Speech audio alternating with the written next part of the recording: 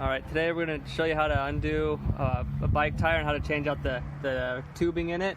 So what you're going to do is you're going to want to loosen these screws. It's going to kind of depend on your bike, how big it is, how big this screw is.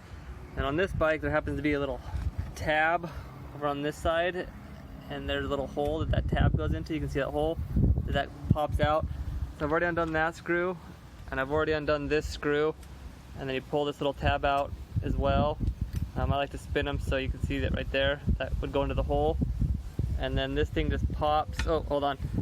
Then you have to undo one of your screws on one of your brakes, or both, kind of depending on how the braking system works. On this one, I'm just going to undo this bolt and take this brake pad off. I'm going to do that real fast. Okay, so I've undone this screw. I always try and put it back onto the brake pad, that way, this bolt, that way you can put it back on. So set this aside, and then what's going to happen is you're going to pull, this should just pop right out. Then you're going to want to find where your valve stem is at, and then make sure there's no air in there. This tire is already flat, so it's not a big deal. And then they make special tools to get the tire over the top of the rim and to get them back on. If you just use a little bit of muscle, most of the time you can get it. So I just pull on these until it kind of pops off. So let me go ahead and start that process.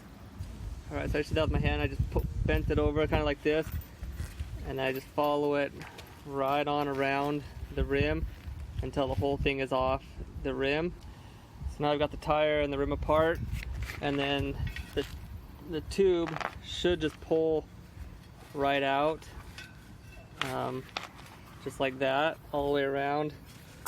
And then what I like to do, and you don't have to do it, is when you get your new tire out, they make this little bit of plastic that goes in there, and I like to put it on the outside of your tire or your tube, kind of like this.